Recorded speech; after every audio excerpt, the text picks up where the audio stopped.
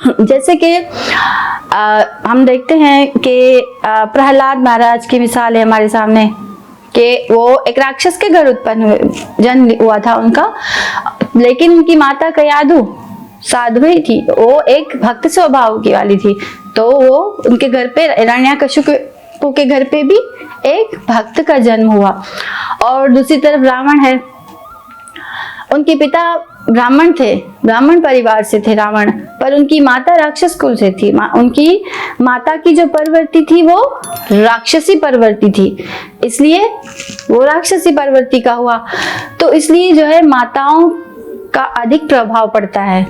कंस थे, उग्रसेन जो थे वो साधु पुरुष थे, भक्त स्वभाव के थे, पर उनकी जो कंस की जो माता थी वो उनका कुसंग था, इसके कारण वो राक्षसी प्रवृत्ति का हुआ। तो इसलिए जो माताओं का प्रभाव बालक पर अधिक पड़ता है।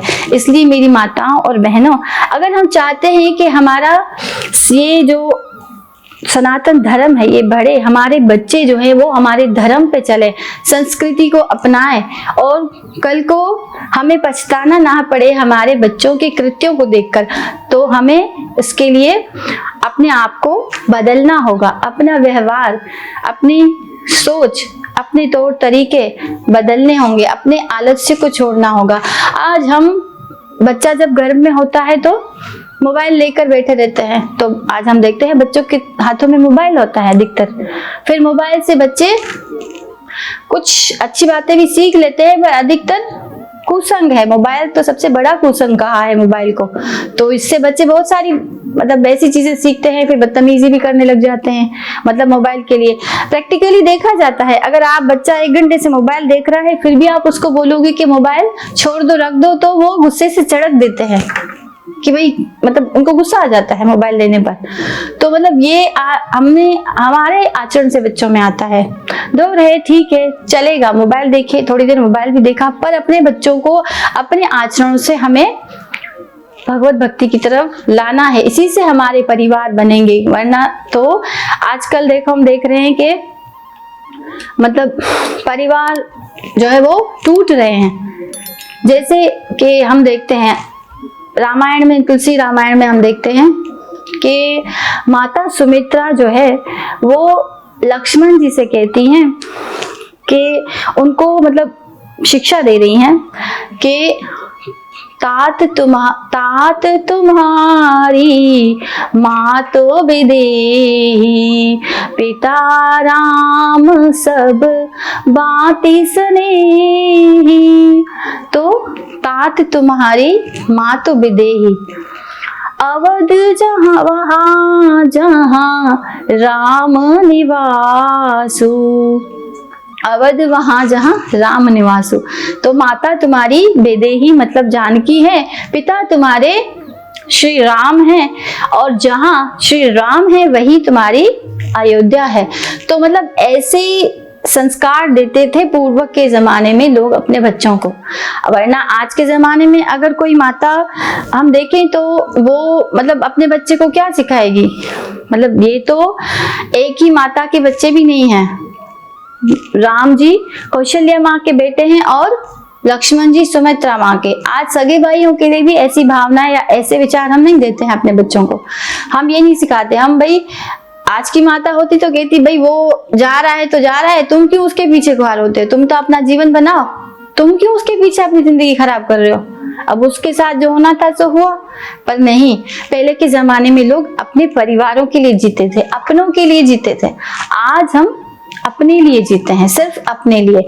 हमारा अच्छा हो, हम कैसे सुखी रहें, हमारे बच्चे कैसे सुखी रहें, मेरा घर कैसे अच्छा चले, मेरी पत्नी कैसे खुश हो, मेरा बच्चा कैसे अच्छे से जिए, उसकी लाइफ कैसे बने, बाकियों के लिए हमारे जहन में विचार नहीं आता है। तो इसलिए हमें मतलब शिक्षा लेनी चाहिए अपने शास्त्रों से, अपने जो हमारे पुराण हैं, शास्त्र हैं, भगवत गीता, रामायण आदि से हम सीख सकते हैं कि मतलब हमें अपने बच्चों को अपने परिवार में किस तरह से डालना है, कैसी शिक्षा देनी है अपने बच्चों को। आज मतलब आजकल जो है ना व्यवहार में कर्पणता आ रही है, कपट बढ़ रहा है संसार में। जैसे दो भाई थे, आपस में जो है मिलके रहते थे, एक ही घर में, एक ही परिवार था उनका, एक ही चूल्हा चौका था, एक ही घर में रहे, कारोबार भी एक ही था, सब कुछ एक ही, मिलकर बड़े प्रेम से रह रहे थे। तो मतलब चल रहा था, घर में बच्चे दोनों भाइयों के, एक एक बेटा था, तो मतलब बहुत प्रेम से रहते थे और कोई भी वो वाद विवाद नहीं था, बड़े भाई का क्या छोटे भाई का क्या, बहुत प्रेम से रहते थे। तो एक दिन जो बड़ा भाई था वो खेत से आ रहा था, तो खेत में आम लगे थे, पके पके नया फल आया था आम का। तो जब घर आते समय वो आ रहा था तो अपने साथ आम के 2 फल लेकर आया और घर पे आते ही बच्चों को आवाज लगाई, एक भाई का बेटा, एक अपना बेटा। तो बुलाया, तो बच्चों ने जैसे ही देखा कि भाई के बेटे ने देखा कि ताऊ जी आए हैं और आम लाए हैं, अपने बेटे ने देखा कि भाई बाबा आए हैं, आम लाए हैं, तो बच्चे तो सरल होते हैं, दोनों ही दौड़े बाप के पास, ताऊ के पास कि भाई आम लेंगे। तो जैसे ही बच्चे आके खड़े हुए तो उनके हाथ में, दोनों हाथों में आम था। तो आम एक हाथ में जो था आम वो बड़ा और एक हाथ में छोटा, इत्तेफाक हुआ कि एक आम छोटा और एक बड़ा। तो जब बच्चे आए तो उसने देखा जिस हाथ में बड़ा आम था उस तरफ भाई का बेटा खड़ा था और जिस हाथ में छोटा आम था उस तरफ अपना बेटा खड़ा था। तो जैसे ही आम देने लगे तो हाथ अपने यूं कर लिए। तो जब हाथ यूं किए तो बच्चे तो सरल हैं, उन्होंने आम लिए, उनको तो ये मतलब नहीं दिखा कि क्या है, उन्होंने तो आम लिए और आम खा लिए और खुश हो गए।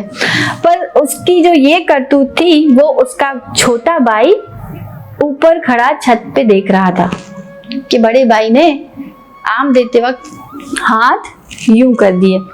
तो फिर उसने बहुत सोचा छोटे भाई ने, और फिर वो आया नीचे और आके भाई को प्रणाम किया और कहा कि भैया अब हम अलग होना चाहते हैं।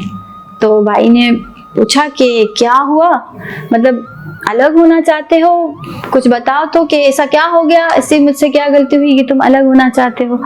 तो भाई ने कहा कि नहीं भैया बस अब हम अलग होना चाहते हैं।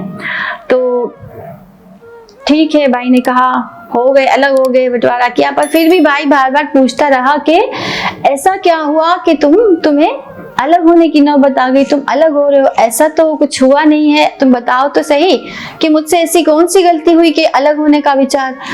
तो भाई ने कहा कि अब तुम्हारे मन में भैया, अब आपके हृदय में कपट आ गया है। जब आप बच्चों को आम दे रहे थे उस दिन तो आपने हाथ यूं कर लिए। अब आम की तो इतनी कीमत नहीं है, पर जो मतलब कपट है ना वो हमारे परिवारों को इस तरह तोड़ देता है। अब छोटा आम मेरे बच्चे ने खाया कि बड़ा खाया, इससे ना जो आपका बड़ा बेटा आम खाएगा वो कोई बहुत शक्तिशाली हो जाएगा और ना ही मेरा बच्चा छोटे आम खाने से कोई कमजोर हो जाएगा। पर कपट तो इस तरह से मतलब परिवार छोटी छोटी हमारे हृदय में, हमारे मन में जो छोटे छोटे कपट आते हैं, जो छोटी छोटी बातें होती हैं परिवार में, वो हमारे परिवारों को तोड़ देती हैं और हमें बिल्कुल मतलब हमें एक दूसरे से दूर कर देती है। इसलिए मतलब अलग रहना कुछ गलत नहीं है, आज के दौर के हिसाब से हर कोई अलग रह रहा है, पर इस तरह से कपट और इस तरह से मतलब दिलों से दूरी करके मतलब अलग होना, भले अलग रहें पर आपस में प्रेम होना चाहिए। और ये प्रेम बनाए रखने के लिए परिवारों में हमें अपने धर्म, अपने शास्त्र, उनका अध्ययन करना पड़ेगा, क्योंकि हमारे जो शास्त्र हैं उनमें जो संस्कृति है वो भरी पड़ी है। मतलब हमें सिखाया जाता है कि हमें अपने परिवार में अपने बड़ों के साथ अपने किस तरह का व्यवहार करना चाहिए, अपने छोटों के साथ कैसा प्यार भरा व्यवहार करना चाहिए। तो ये सब हम अपने धर्म से सीख सकते हैं, शास्त्रों से सीख सकते हैं। तो इसके लिए हम जो घर में जो माताएं हैं ना, उनको सर्वप्रथम इनका जो है वो पालन करना होगा, इन सब बातों को सीखना होगा, तभी हम अपने आने वाली जनरेशन को ये सब सिखा सकते हैं। जब हमारे अंदर ही संस्कार नहीं होंगे तो फिर हम क्या संस्कार देंगे अपने बच्चों को। तो अपने व्यवहार को जो है ना हमें बहुत ही सुंदर रखना चाहिए, क्योंकि व्यवहार से ही परिवार बनते हैं और व्यवहार से ही परिवार टूटते हैं। इसलिए और व्यवहार करते समय हमें 3 बातों का ख्याल रखना चाहिए, जिससे कि व्यवहार बहुत ही सुंदर और उत्तम कोटि का हो जाता है। जैसे नंबर 1 कि जब हम किसी का साथ व्यवहार करें या कोई भी व्यवहार कर रहे हो, कोई भी कार्य कर रहे हो, तो हमें सर्वप्रथम भगवान को याद करना चाहिए। भगवान को हमें हर समय याद रखते हुए सारे कार्य करने चाहिए, क्योंकि जैसे कि ब्रज की गोपियां अपने सारे कार्य करते समय भगवान को याद किया करती थी।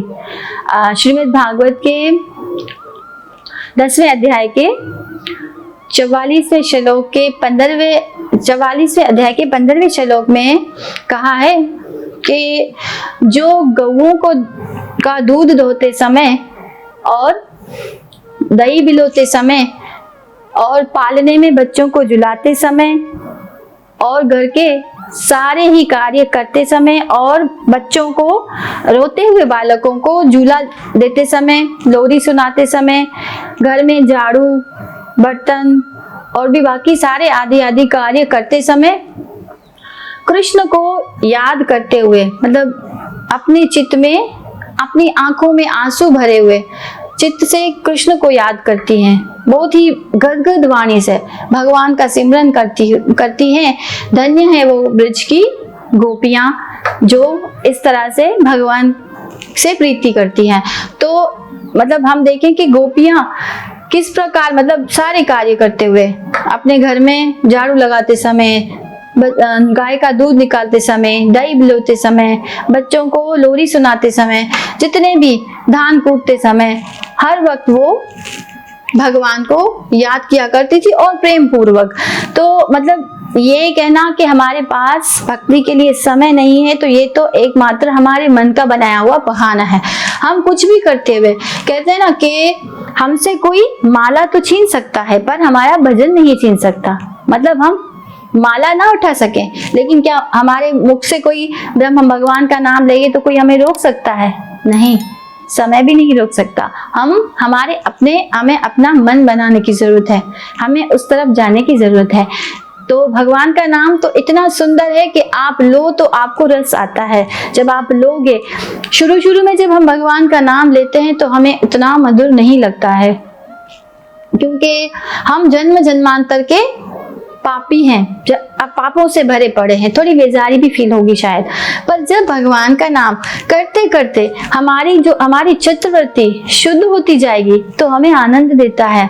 भगवान का नाम इतना मधुर है और भगवान तो बहुत ही सुंदर और बहुत ही मधुर है, वो तो प्रेम करने योग्य हैं। तो इसलिए अगर हम भगवान का नाम लेते रहेंगे तो हमें भगवान से अवश्य प्रेम हो जाएगा, और फिर हमें ये जो हम प्रयास करके भगवान का नाम लेंगे ना, इसकी आवश्यकता भी नहीं पड़ेगी। पर हमें पहले इसके लिए प्रयास करना होगा। अपने घर में काम काज करते हुए, सारे अपने बच्चों के सारे काम करते हुए, अपने घर के सारे काम करते हुए हमें भगवान को याद रखना होगा।